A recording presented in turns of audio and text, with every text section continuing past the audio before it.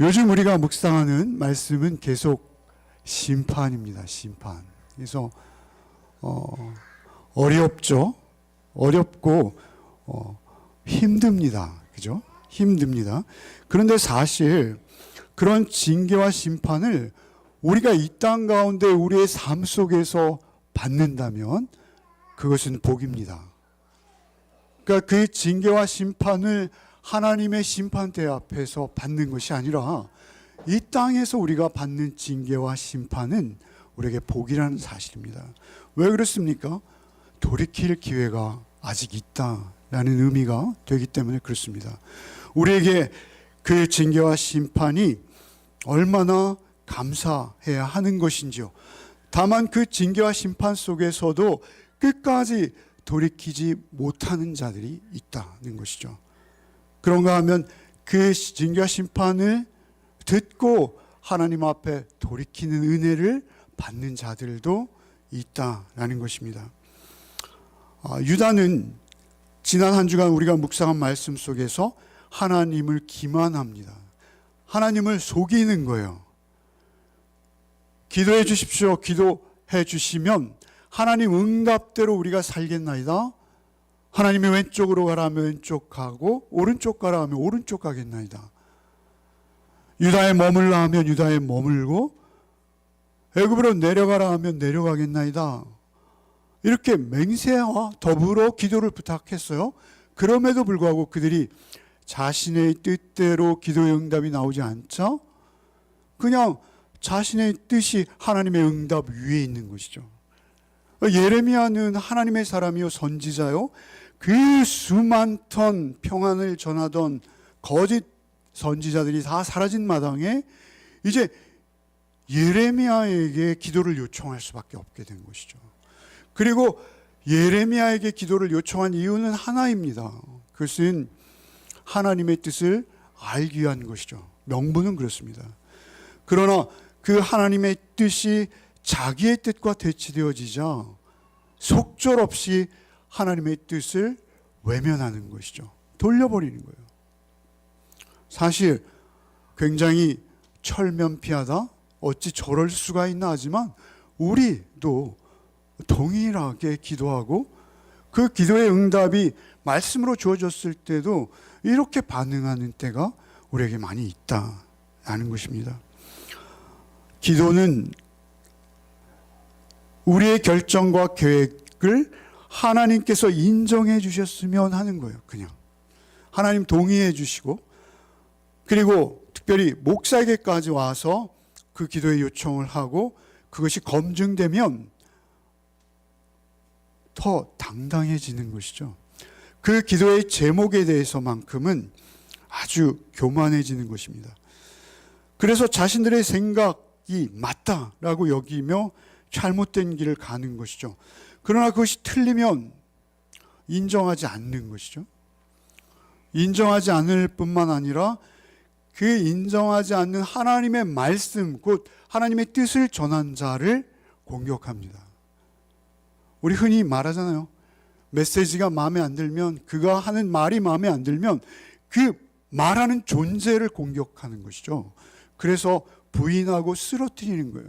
그래서 예레미야를 죽이려는 시도가 얼마나 많았어요. 그런데 그들이 이 마지막 이제 다 예레미야 예언대로 실현되어져서 바벨론에게 점령된 상태에서도 또 다시 예레미야를 거짓말쟁이로 몰아가고 있는 오만과 교만의 극치인 것이죠.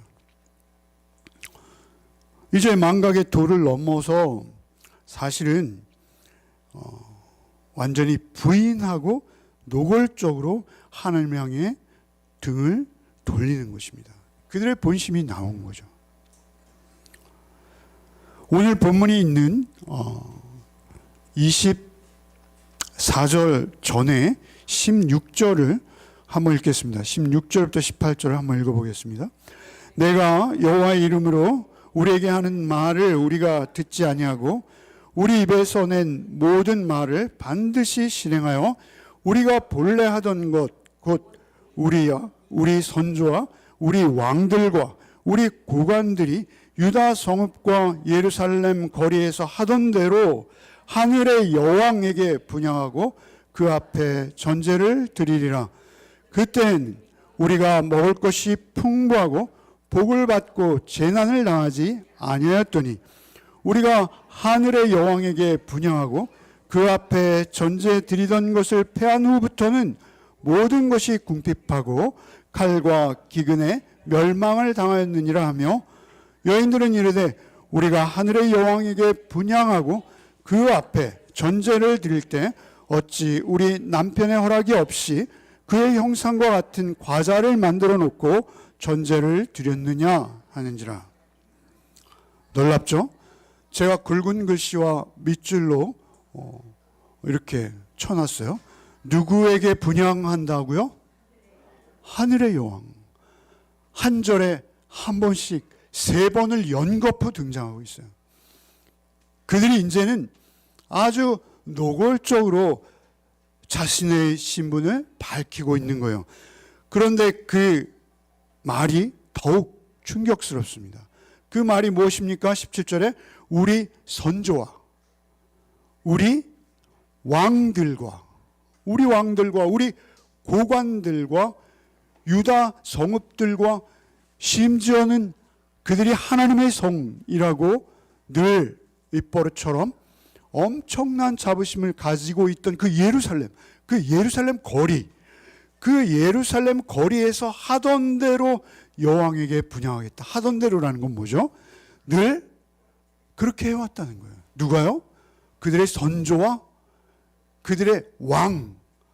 유다의 왕은 누구입니까? 다윗의 후손 아닙니까?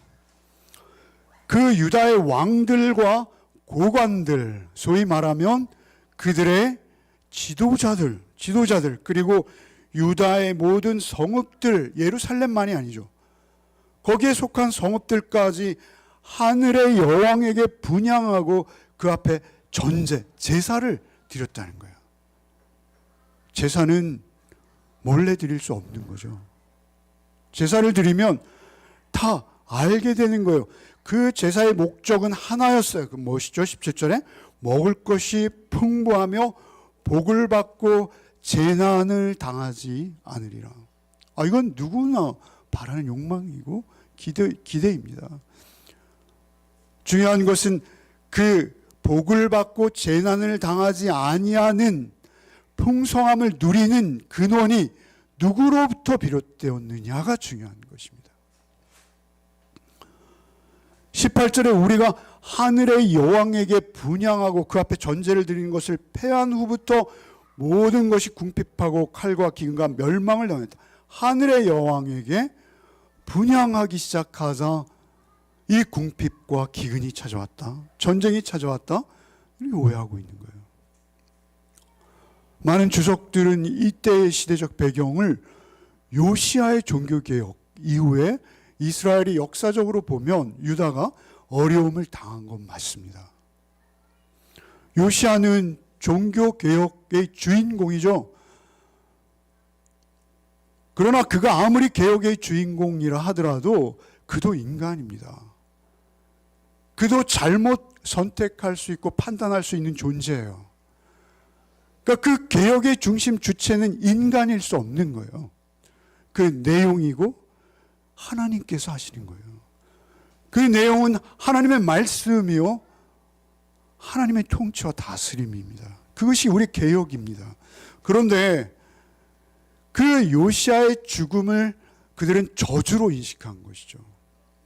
그리고 하나님의 말씀을 기꺼이 떠나서 하늘의 여왕을 섬기는 거예요. 여왕을 섬기는데 여기에 보면 19절에 우리 남편의 허락 없이 어찌 그의 형상과 같은 과자를 만들어 놓고 전제를 드렸겠느냐. 집에서 몰래 또는 공공연하게 과자 모양을 하늘의 여왕으로 만들어 놓는 거예요.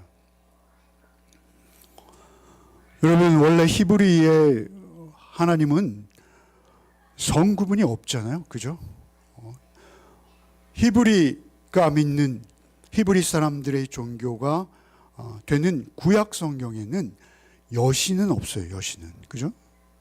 그런데 세상의 일반적인 신들은 여신이 많습니다, 여러분. 신이 인간처럼 성을 가진다라고 여기는 것이죠. 하나님의 엘로힘이라는 하나님의 이름은 이거는 장엄복수라고 해요. 그 하나님의 존엄성을 드러내기 위한 장치이지 그것이 남성과 여성의 결합이 아니란 말입니다. 그런데 그들은 신을 여자로 보는 거예요. 왜 그렇습니까? 여자가 우리에게 풍요를 주기 때문에 그렇습니다. 여러분, 안 믿어지십니까? 구약 성경에 보면 이방의 신들, 시돈 사람의 신 이름이 아스타로제, 가장 유명한 구약에 자주 등장하는 신의 이름, 우상의 이름은 아스타로인데 여신입니다. 여신. 여러분, 신약에서도 마찬가지죠. 신약에 가장 많이 등장하는, 공개적으로 등장하는 여신은, 우상은 무엇이냐면 아데미예요. 우리가 잘 알고 있는 아데미. 아데미는 여신입니다. 가슴이 굉장히 많아요. 가슴이 10개가 넘는 우상들 지금도 많이 고고학적으로 발굴되고 있어요. 왜 그렇습니까? 풍요롭기 때문에 그래요. 풍요롭기 때문에. 그들의 목적은 공의, 사랑 이런 거 관심이 없습니다. 그들의 목적은 오직 풍요입니다. 그래서 10명을 쑥쑥쑥 낳아서 10명에게 쑥쑥쑥 젖을 물릴 수 있는 간절함을 담아서 가슴을 10개씩 만든 우상을 품고 다니는 거예요. 그 농경사회에서 노동력이 그들의 부와 힘의 상징이었거든요. 그러니 그들에게 있어서 우상은 당연히 여성이 될 수밖에 없는 것이죠. 그 풍부한 먹거리와 재물을 줄 수 있는 능력이 있는, 그래서 그들은 그 우상을 쫓으면서 결국 추구하는 것이 뭐죠? 그것은 화려함입니다. 장엄함입니다. 크고 규모가 일단 커야 합니다. 사회적으로도 지위가 일단 높아야 합니다. 낮으면 아무 쓸모나 가치가 없는 거예요, 그들에겐. 그래서 오직 힘과 능력과 부유함, 그것이 그들의 전부가 되어버렸다는 것이죠. 그것이 우선하는. 여러분, 그래서 우상의 신전들은 특징이 있어요. 화려합니다. 장엄하고요. 동상들도 거대합니다. 그래서 우리의 사치와 허영심을 자극합니다. 늘 그 앞에서 우리는 복을 빌어야 되는 존재이기 때문에. 그러나 여러분, 성경의 제사는 그렇지 않습니다. 여러분, 성경의 제사는 제사의 행위와 의식 그 자체보다 하나님께서는 헌제자의, 제사 드리는 자의 마음을 보십니다. 마음을 받으세요. 마음이 더 중요한 거예요. 아무리 교회에 나와서 경건한 모습으로 앉아 있어도 그 마음이 하나님께 와 있지 않다 하면 아무 의미가 없는 게 하나님의 제사입니다. 순종이 제사보다 낫고 듣는 것이 숫양의 기름보다 낫다라는 말씀 있지 않습니까? 사울이 진멸하라 하는 상대의 노량물을 아껴요. 살찐 소와 살찐 양들을 남겨요. 이유는 무엇입니까? 하나님께 드리겠다는 것들이에요. 얼마나 충성스러워 보입니까? 한몫 크게 하나님 앞에 하겠습니다. 충성스러워 보이죠. 그러나 하나님께서 뭐라 하십니까? 그거 안 받는다. 안 받는다. 왜요? 그 안에 우리의 허영과 우리의 사치가 들어가기 때문에 그렇습니다.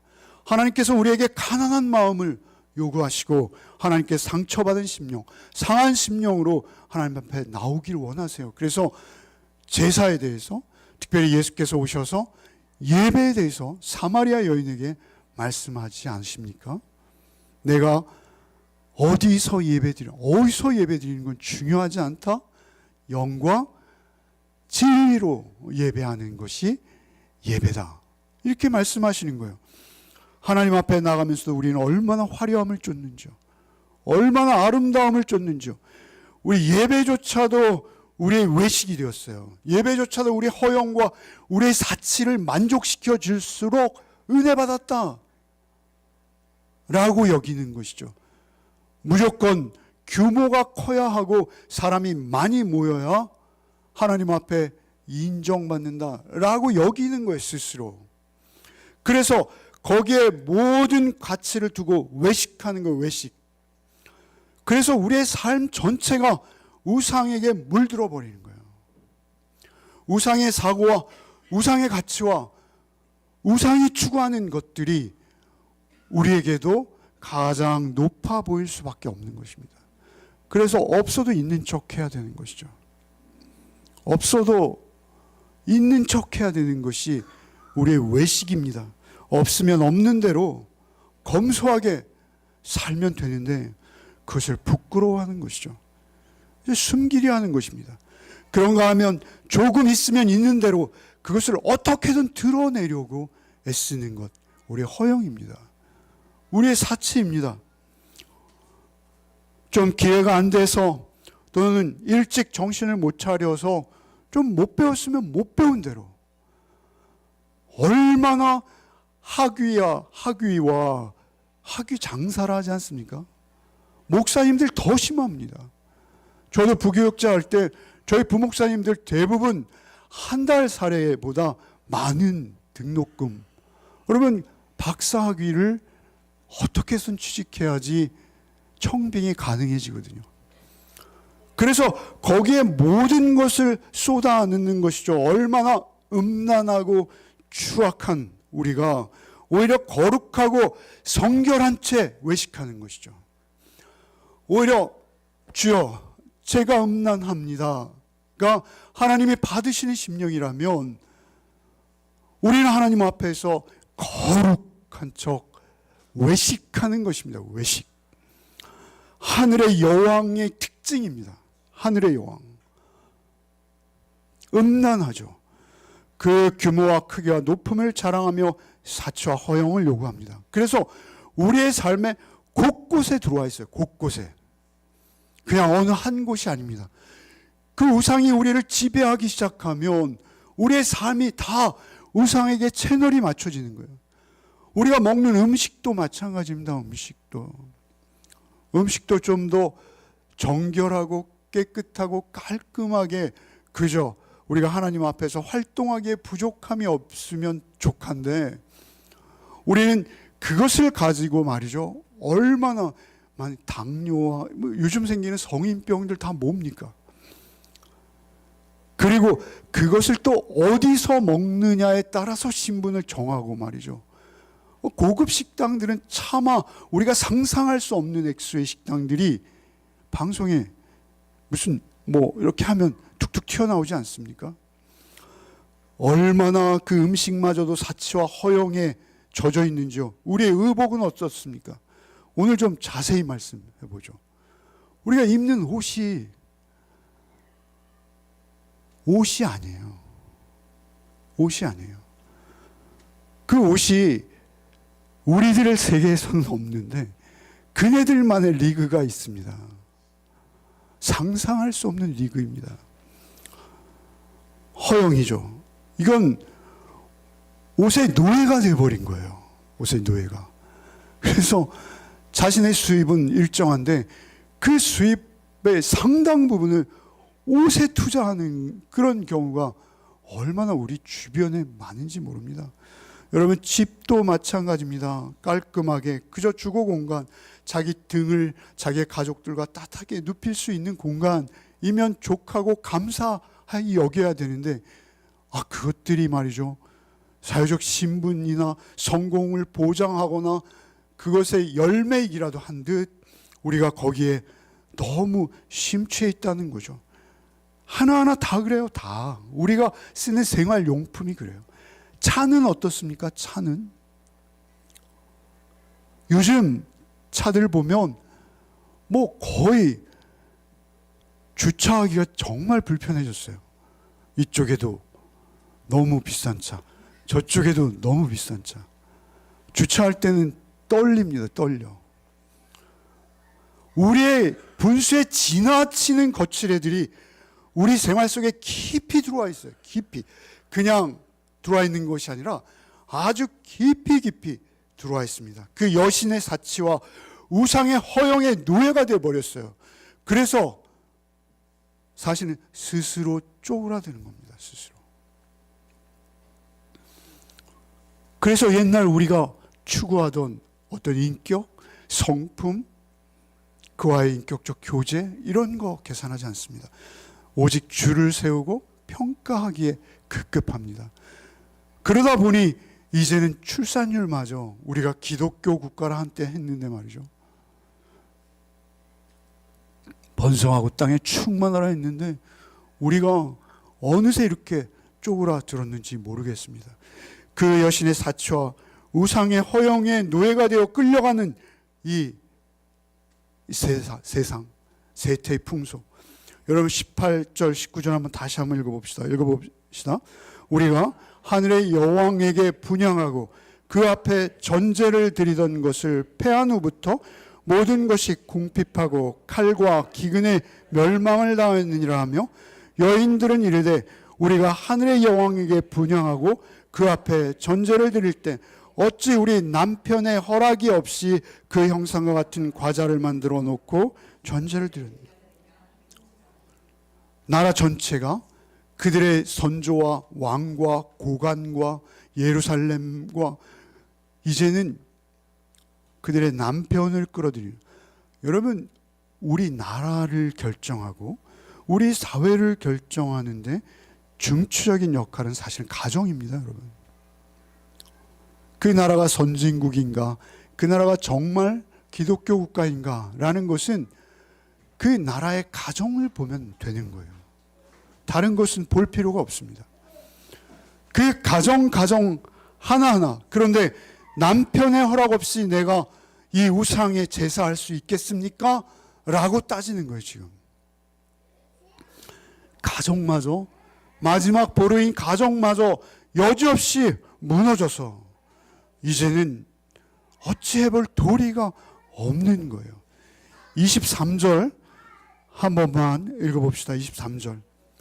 너희가 분향하여 여호와께 범죄하였으며 여호와의 목소리를 순종하지 아니하고 여호와의 율법과 법규와 여러 증거대로 행하지 아니하였으므로 그들이 여신을 숭배하지 않아서 일어난 것이 아니다라는 것입니다. 그들에게 있어서는 하나님의 말씀에 순종하지 않음으로 이 모든 사태가 일어난 것입니다. 하나님의 말씀은 무엇입니까? 하나님의 성품과 인격을 쫓아 사는 거예요. 하나님의 공의와 사랑을 그들의 삶의 최고의 기준과 가치가 되어야 돼요. 하나님의 공의라는 건 무엇입니까? 하나님의 정의입니다. 여러분, 공평하게 골고루 잘 사는 사회, 많고 적음을 불문하고 서로를 존중하며 인격 대 인격으로 서로를 바라보고 인정해 줄 수 있는 사회, 그 가장 기본적인 사회가 우리에게 이루어지지 않는 거예요. 그 약육강식의 사회 속에서 힘과 힘이 대결하고 끝없이 강한 자가 약한 자를 짓밟는 사회 속에서 내가 자녀를 낳고 싶지 않은 거예요. 이 사회가 이미 그렇게 누더기가 되었는데도 모르고 있는 거예요. 모르고 있는 거예요. 여러분 24절 25절 오늘 본문을 이제 들어갑니다만 본문은 간단해요. 오히려 24, 25절 읽어봅시다. 예레미야가 다시 모든 백성과 모든 여인에게 말하되 애굽 땅에 사는 모든 유다 사람이여 여호와의 말씀을 들으라. 만군의 여호와 이스라엘의 하나님께서 이와 같이 말씀하시되 너희와 너희 아내들이 입으로 말하고 손으로 이루려 하여 이르기를 우리가 서원한 대로 반드시 행하여 하늘의 여왕에게 분향하고 전제를 드리라 하였은즉 너희 서원을 성취하며 너희 서원을 이행하라.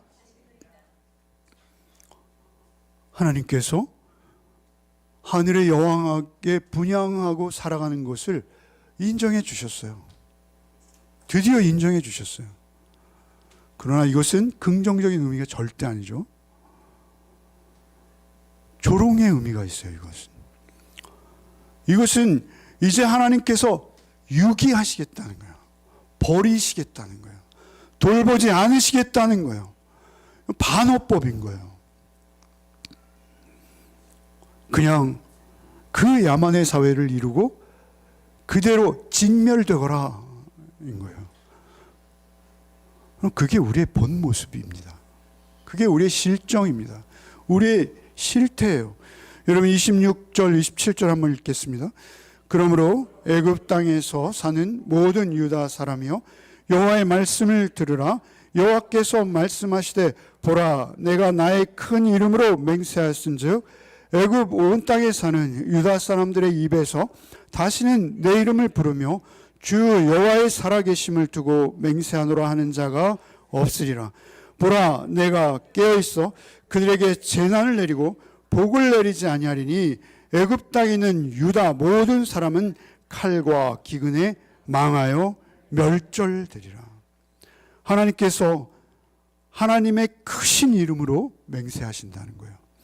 하나님보다 큰 존재가 없기에 하나님 자신의 이름으로 하나님께서 맹세하신다는 거예요. 그것은 너무나 무서운 말씀입니다. 너희 가운데 이제 하나님을 의지하고 경외하는 마음으로 하나님 앞에 맹세하는 자들이 흔적도 없어질 것이다.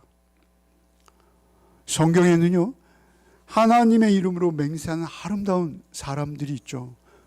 여러분 요나단과 다윗의 맹세를 기억하시죠? 하나님의 이름으로 맹세하고 있어요.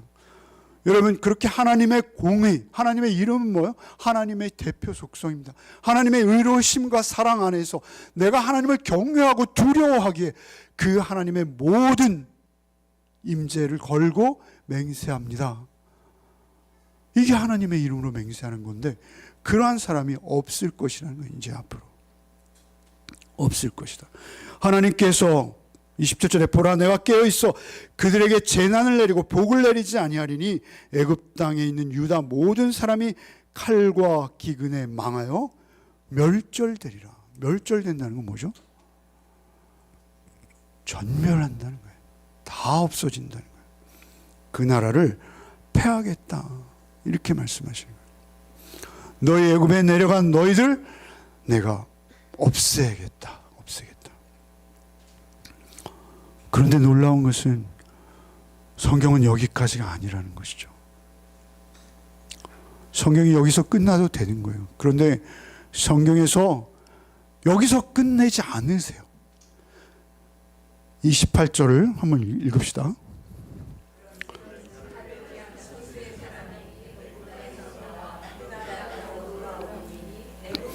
들어가기 전서 거기서 머물러 사는 유다의 모든 남은 자가 내 말과 그들의 말 가운데서 누구의 말이 진리인지 알리라.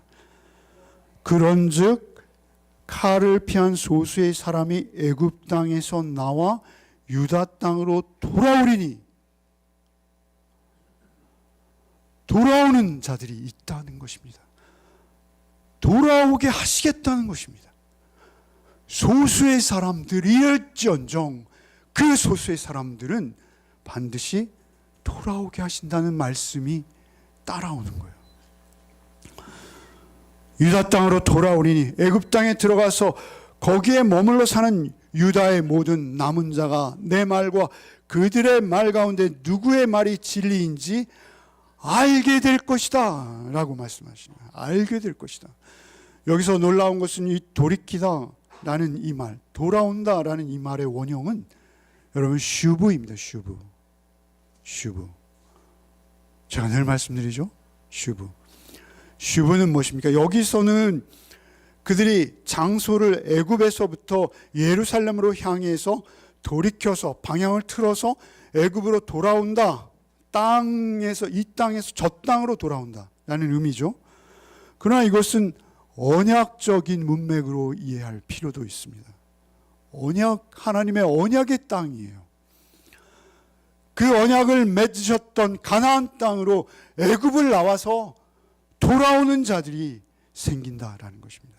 돌아오는 자들이 있다는 것이죠. 돌이키고 회개하는 슈브, 하나님의 심판을 피해서 유다의 땅으로 애굽을 등지고 돌아오는 자들이 있다라는 것이죠. 그런데 그들은 한 가지 사실을 알게 될 것이라는 것이죠.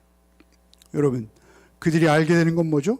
유다의 모든 남은 자가 내 말과 그들의 말 가운데 누구의 말이 진리인지 알리라.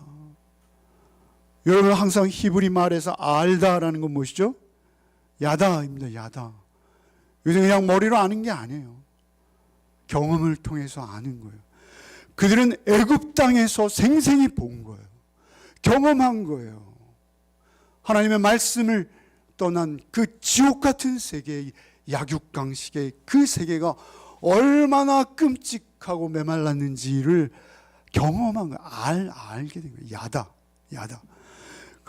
남은 자가 내 말과 그들의 말 가운데 누구의 말이 진리인지 알리라. 그 심판을 통해서 알게 되어진 것이죠. 작은 징계와 심판입니다만 그 심판을 통해야만 그들이 알 수 있는 거예요. 여러분, 우리는 죽음을 잘 모릅니다. 늘 그냥 허울 좋게 맹랑하게 뭐 죽으면 말지 뭐. 아닙니다. 여러분, 죽음은 그렇게 간단한 문제가 아닙니다.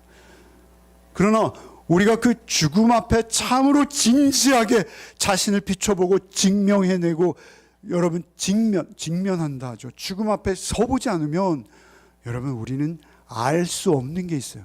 알 수 없는 게.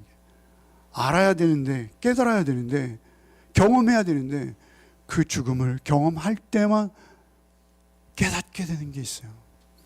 여러분, 이게 복음이 아닙니까? 내가 죽어야 될 자리, 내가 애굽으로, 내가 그 약육강식의 세계에 몸담고 그저 흘러 떠내려갈 수밖에 없는 애굽의 피난간 자일 수밖에 없는 나. 그런데 그 가운데서 하나님께서 나를 돌이키시는 것입니다.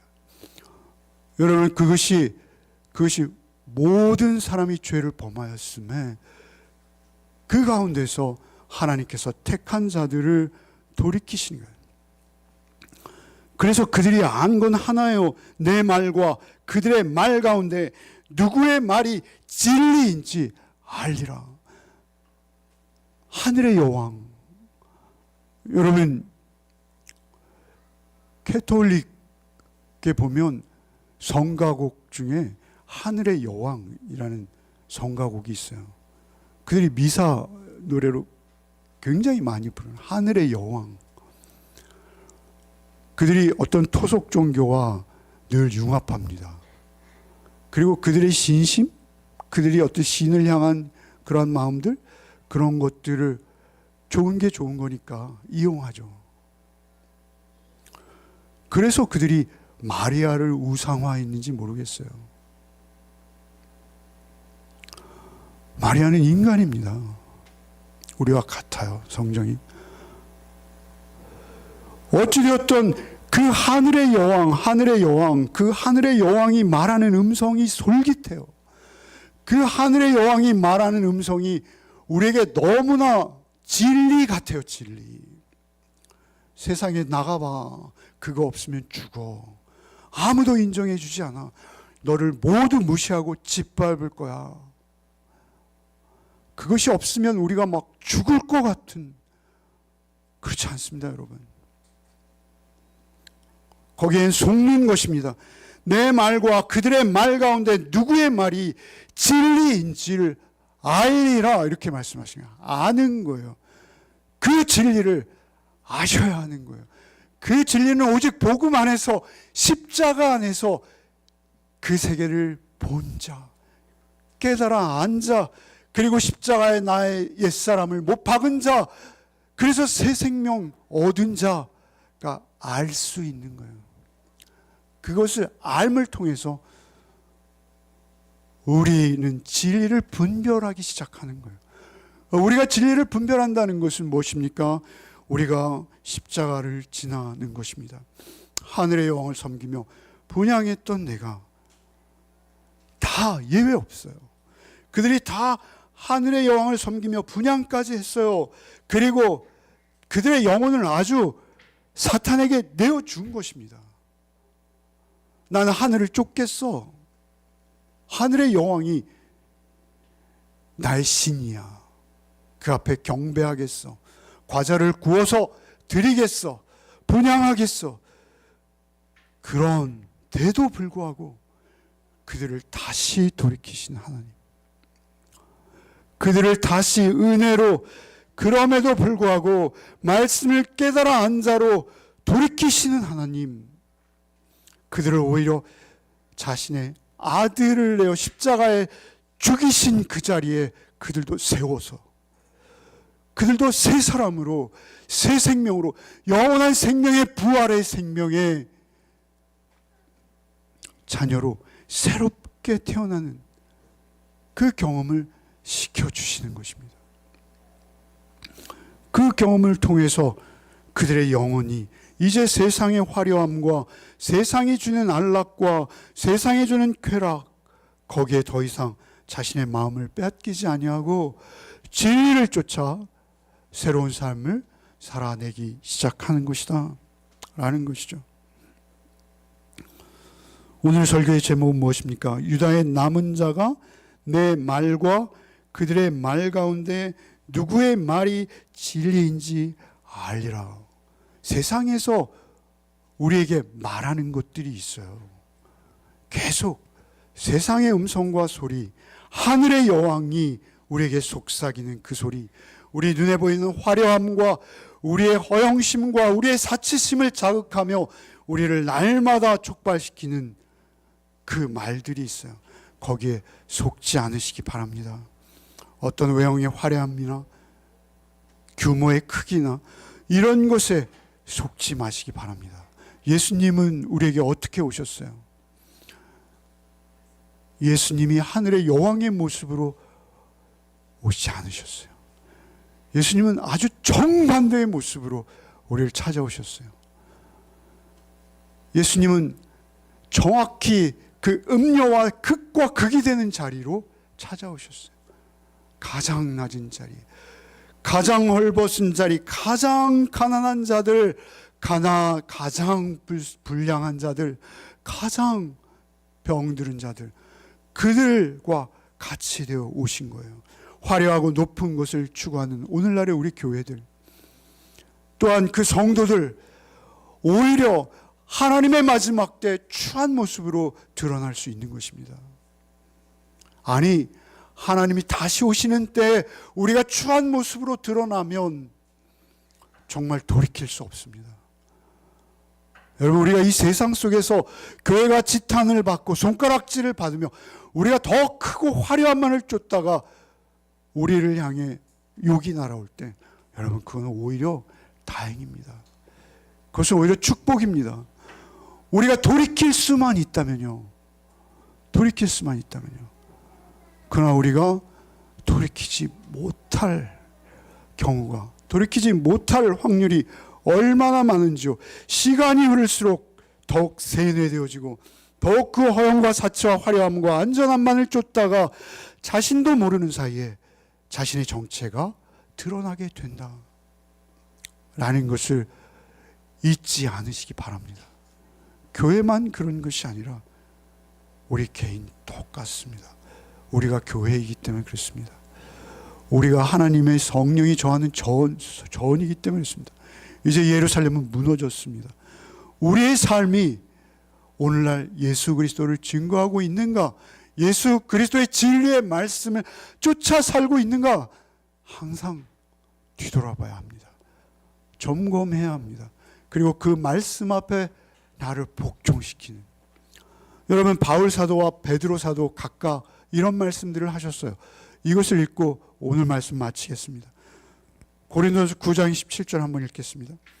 내가 내 몸을 쳐 복종하게 함은 내가 남에게 전파한 후에 자신이 도리어 버림을 당할까 두려워함이로다. 여러분, 이스라엘은 어떤 나라였죠? 하나님의 선민이었어요. 하나님의 선택받은 나라였어요.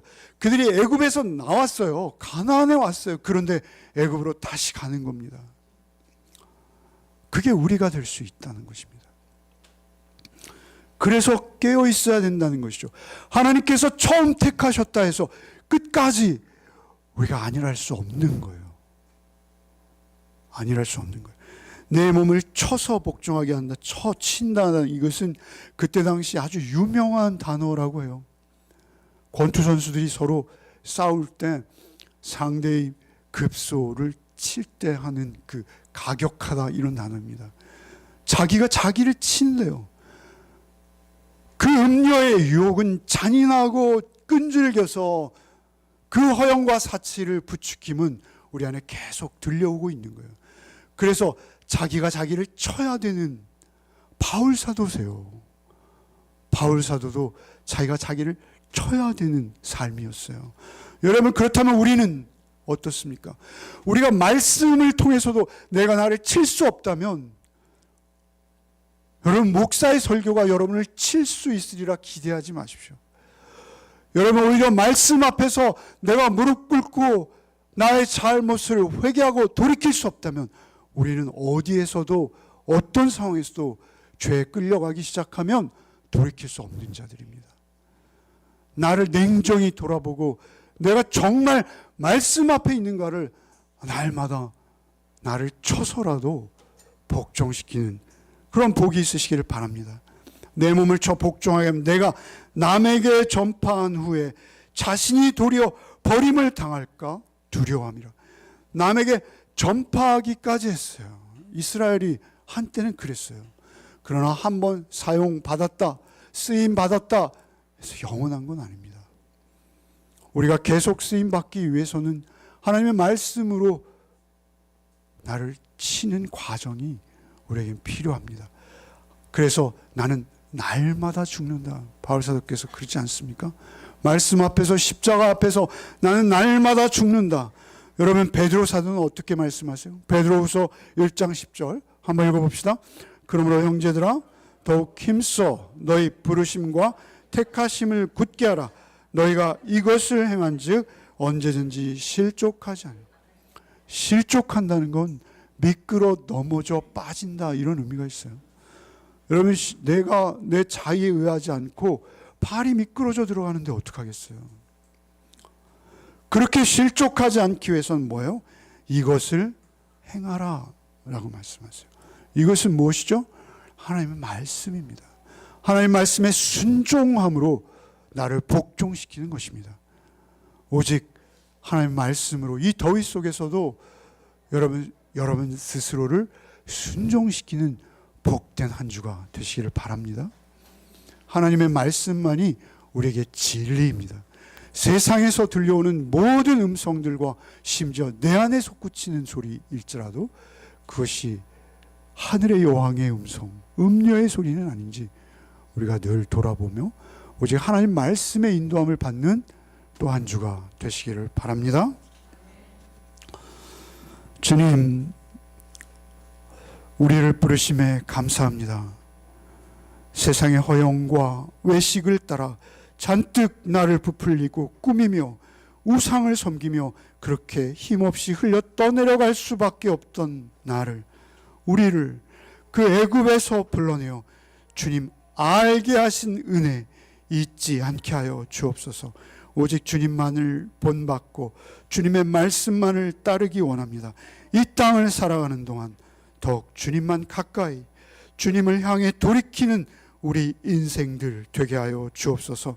오직 한 주간도 주의 말씀 앞에 겸손히 동행하는 복된 한 주 되기를 소원하올 때 우리를 위해 말씀이 되신 예수 그리스도 이름 받들어 기도하옵나이다. 아멘.